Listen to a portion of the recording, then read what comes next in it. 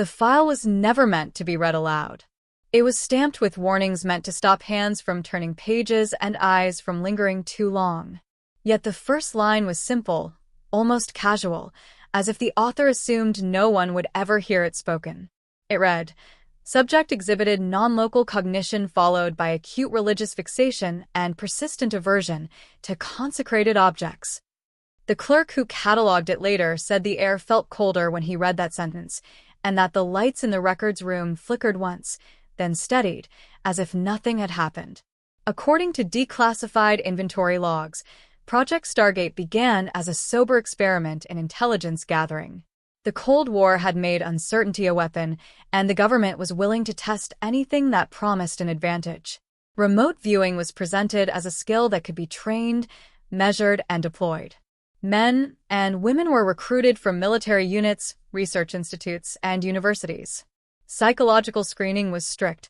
Religious extremism, strong spiritual beliefs, and histories of hallucination were grounds for rejection. The goal was control. Clean data. No mysticism. The early reports were dry and technical. Coordinates were given. Sketches were attached. Analysts compared drawings to satellite images and noted statistical correlations. The language was careful. When results were inconclusive, they were labeled as such. But in a separate annex, one that remained classified long after the main program was publicly acknowledged, the tone changed. That annex was not indexed with the rest. It was referenced only by a code that did not match any known department. Its pages were typed on different machines, as if compiled from multiple locations. And in the margins, there were handwritten notes that did not follow scientific convention. Some were prayers. Others were warnings. Witnesses later reported that the first anomaly occurred during a routine session in late autumn. The subject, a former signals intelligence officer identified only as Viewer 3, was calm and cooperative. Electrodes monitored heart rate and respiration. A psychologist observed from behind a one-way mirror. The target coordinates were sealed in an envelope, unseen by the subject. When the session began, Viewer 3 closed his eyes and breathed slowly, as trained. For the first 10 minutes, nothing unusual happened. He described textures, distances, vague impressions of water and stone. Then his breathing changed. The heart monitor showed a sharp spike. He began to whisper words that did not correspond to the protocol. The attending analyst noted a sudden fixation on depth and voices beneath. When asked to refocus, Viewer 3 opened his eyes. They were bloodshot, wide, and fixed on a point above the ceiling. He asked, calmly at first, why the room smelled like burned oil. No one else detected an odor. The psychologist moved to terminate the session. At that moment, Viewer 3 began to recite a sequence of phrases that later proved impossible to trace. Linguists would analyze the recording for months. They identified fragments resembling archaic liturgical languages, but no complete match. The session was ended. Viewer 3 was escorted to medical. The official report listed acute anxiety episode and recommended rest. But an addendum was filed by the attending physician. It stated that the subject resisted sedation with unusual strength and displayed an intense reaction to a metal cross worn by a nurse. The cross was small, not displayed, and had not been noticed before. When the nurse leaned over him, Viewer 3 recoiled and screamed. The word used in the report was scream, underlined twice. Church records would later note an inquiry from a government liaison seeking consultation on religious ideation induced by experimental protocols. The inquiry was vague, almost dismissive, but it marked the first documented contact between Project Stargate and clergy trained in spiritual crisis. The priest who received the request declined at first. He was not interested in clandestine research. But when he was told that the subject had begun speaking in voices not his own, he asked for a meeting. Within weeks, Viewer 3 was no longer the only concern. 2 other subjects reported dreams that followed a similar pattern. They described descending spaces, pressure on the chest, and an overwhelming sense of being observed by something that did not occupy physical space. One subject began waking with scratches on his arms. The marks were shallow, linear, and appeared overnight. Medical staff attributed them to stress-induced self-harm. The subject denied this and requested a chaplain. The annex documents a growing unease among staff. Analysts complained of headaches during sessions. Equipment malfunctioned without clear cause. Audio recordings captured low-frequency sounds not present in the room. At first, these were dismissed as interference. But when technicians isolated the frequencies, they found patterns that repeated across sessions, regardless of subject or target. The patterns resembled speech, slowed beyond human range. According to internal correspondence, a decision was made to compartmentalize. The main program would continue under standard protocols. The anomalies would be studied separately, quietly. A small team was formed, including psychologists, neurologists, and one advisor whose credentials were listed simply as theological consultant. His name was redacted in most copies, but one unredacted page identified him as an ordained priest with training in exorcism sanctioned by his diocese. The attending priest stated later that he was told the subjects were experiencing dissociative episodes with spiritual content. He was not informed of the full scope. When he met Viewer 3, he found a man physically exhausted and mentally fragmented. Viewer 3 spoke of the sessions as doors. He said that when he focused on the coordinates, something else focused back. He insisted that it was not imagination. He said the presence knew his name before he did. During a private evaluation, the priest placed a small vial of holy water on the table between them. Viewer 3 noticed immediately. His posture changed. His voice lowered. He asked, without looking at it, why the priest had brought that. The priest did not answer. He simply observed. When he later described the moment, he said the room felt crowded, as if occupied by more than the two men present. Medical explanations were pursued aggressively. Brain scans were ordered. Sleep studies conducted. Medications adjusted. Nothing accounted for the specificity of the reactions. Viewer 3 could identify consecrated objects without seeing them. He reacted violently to recorded prayers played at low volume, even when told the audio was white noise. When the audio was replaced with actual white noise, his reaction ceased. The annex notes a critical turning point during an unscheduled session. Viewer 3, against protocol, had not been cleared. A junior analyst, unaware of the restrictions, initiated a short remote viewing exercise. The coordinates were random. Within seconds, Viewer 3 began to convulse. He screamed, not in pain but in anger. The words captured on tape were fragmented, overlapping, as if multiple speakers were trying to use the same mouth. Security footage shows staff attempting to restrain him. It also shows lights dimming and brightening in a pattern that did not correspond to any electrical fault. At one point, the audio drops out completely. When it returns, the room is silent. Viewer 3 is sitting upright, calm. He looks directly at the camera and smiles. The session was terminated permanently. Viewer 3 was transferred to a secure medical facility. The annex records that a formal request for a rite of exorcism was drafted, but never officially approved. Instead, a spiritual intervention was authorized under medical supervision. The language was careful. The intent was clear. According to the attending priest's notes, the intervention took place in a sealed room with minimal observers. No recording equipment was permitted, except for a single audio device operated by a government technician. The priest was instructed to avoid explicit ritual language. He was to assess, not provoke. When the priest began to pray silently, Viewer 3 reacted immediately. His eyes rolled back. His body stiffened. He spoke in a voice that did not match his physical condition. It was steady, controlled, and contemptuous. The priest later wrote that the voice mocked the idea of distance, of separation. It spoke of access, of permission granted through human curiosity. The intervention was halted. Viewer 3 was sedated. The audio recording was sealed and classified.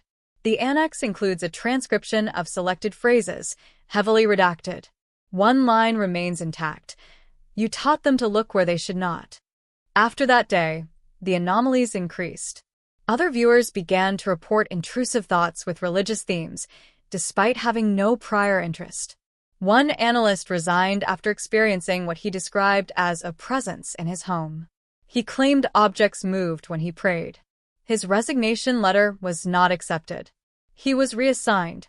The theological consultant submitted a memorandum warning that the program was engaging with entities that did not conform to psychological models.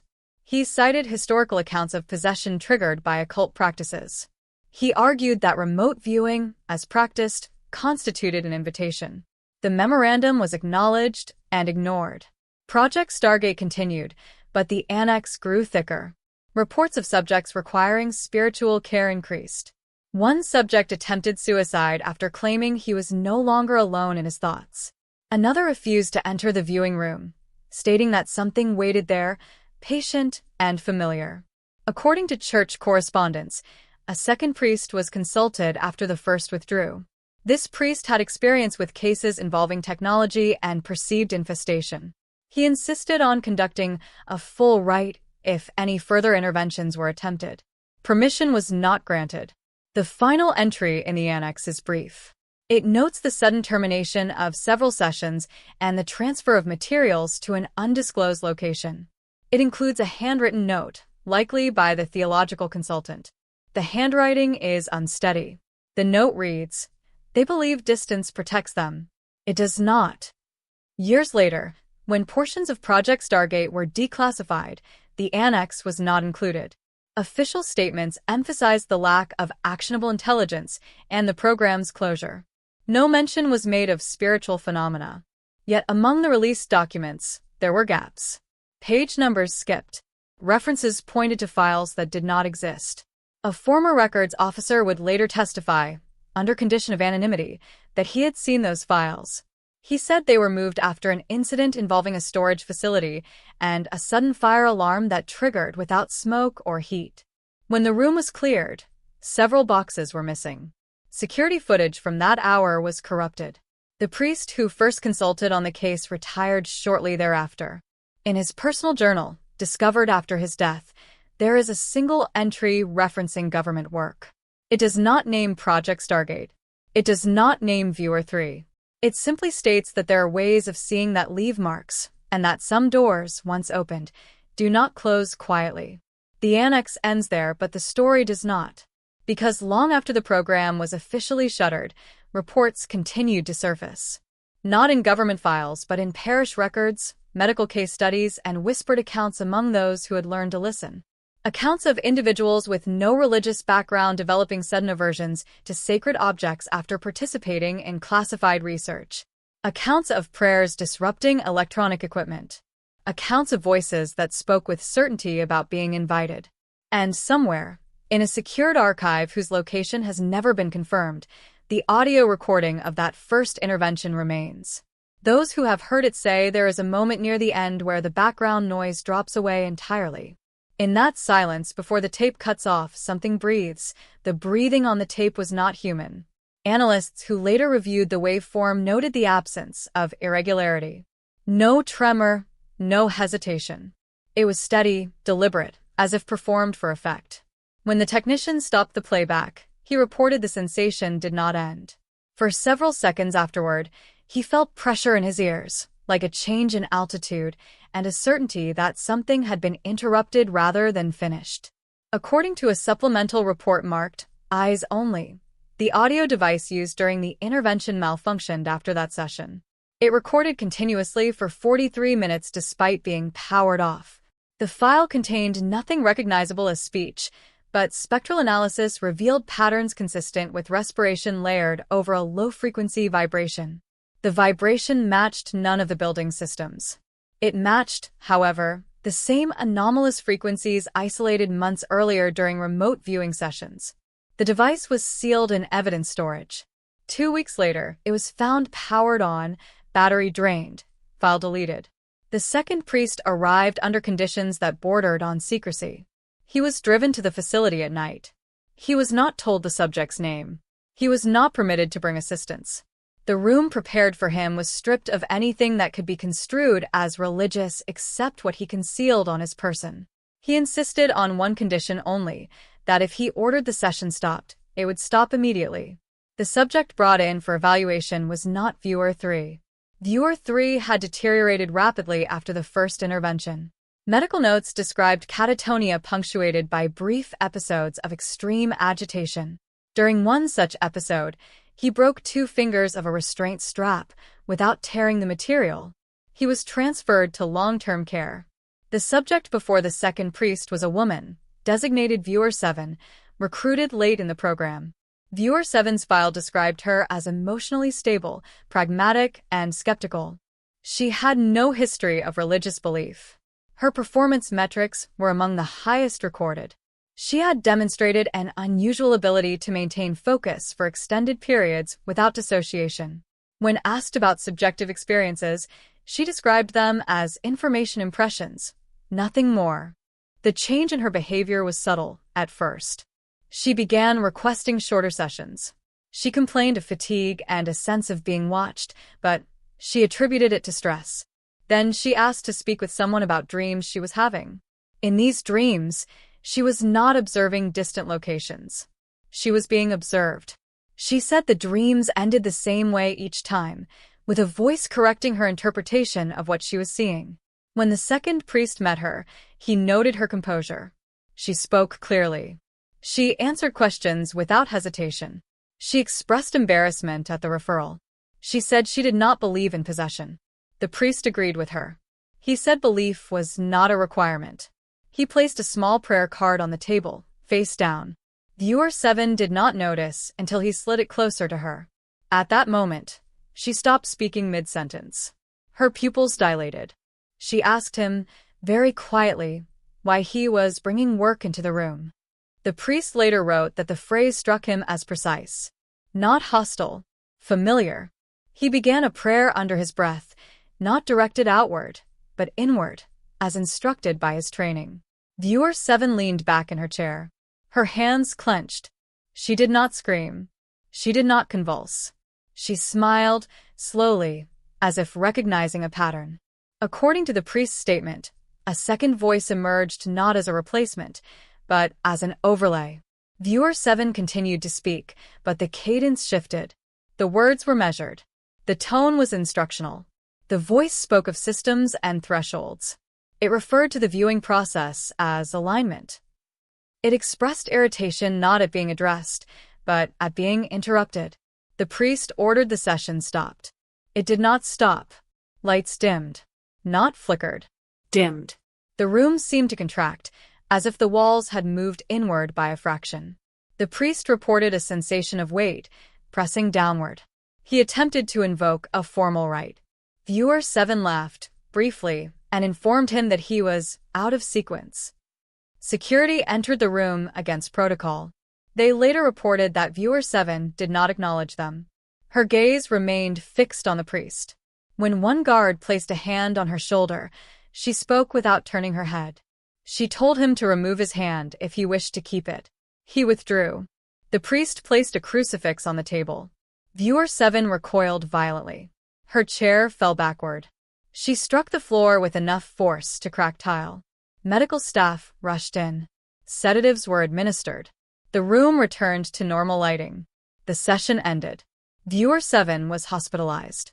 Within days, she began to exhibit the same aversions documented in earlier subjects. She reacted to prayers played through headphones even when told the audio was neutral. She identified religious objects hidden in adjacent rooms. She spoke of feedback and signal bleed.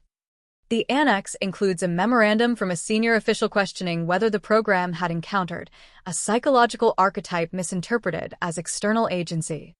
The theological consultant responded with a single page. On it, he listed historical cases where individuals reported similar language after engaging in practices intended to extend perception beyond ordinary limits. He underlined one sentence: "The mind is not an empty instrument." Shortly after, Project Stargate's remaining sessions were suspended. Officially, the reason cited was budgetary.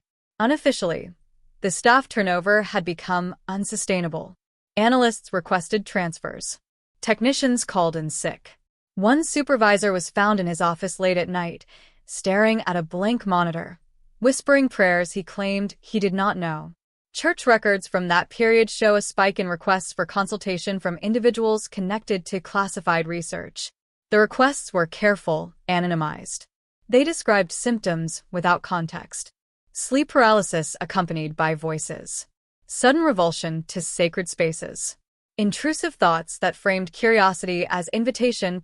One parish documented a case involving a civilian contractor who had worked on signal processing for government projects. He had never participated in remote viewing.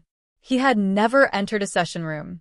Yet he began to experience episodes during which he felt compelled to draw symbols he did not recognize. When shown images of religious iconography, he reacted with fear and anger. A minor rite was performed.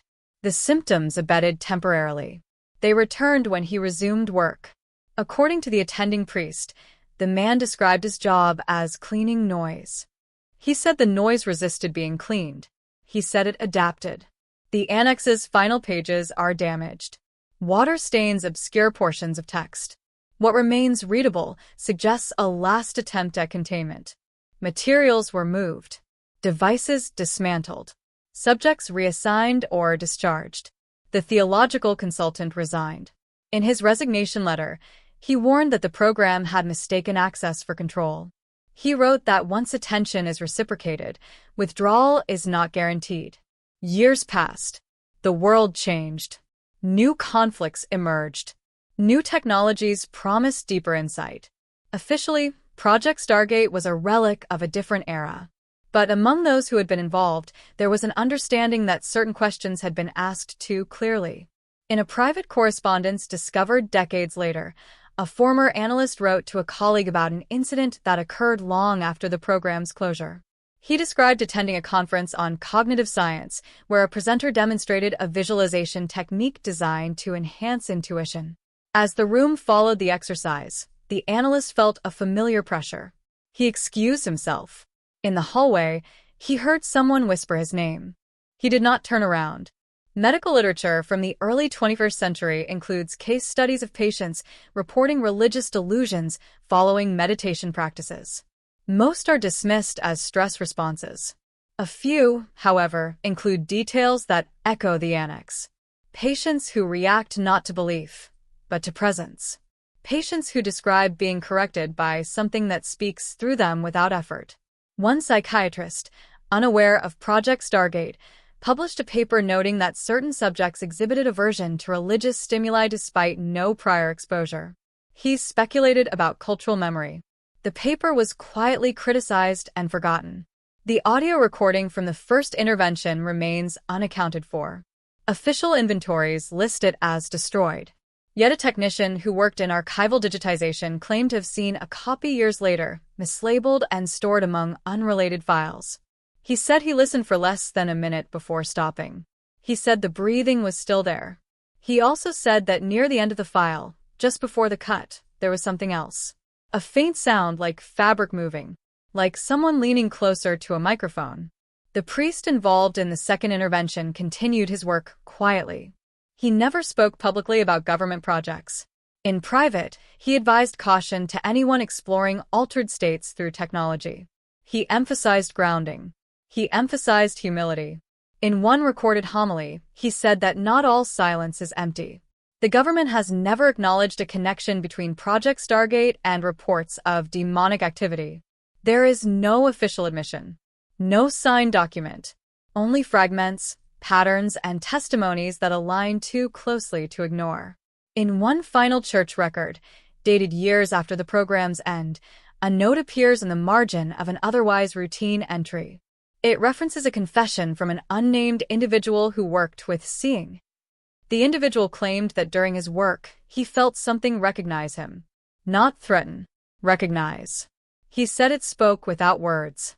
He said it waited. The priest who heard the confession wrote a single line in response. It reads, "Curiosity opens doors that faith must close." The annex, incomplete and unofficial, ends with an observation rather than a conclusion. It states that while the program sought to observe from a distance, it may have succeeded only in making itself visible.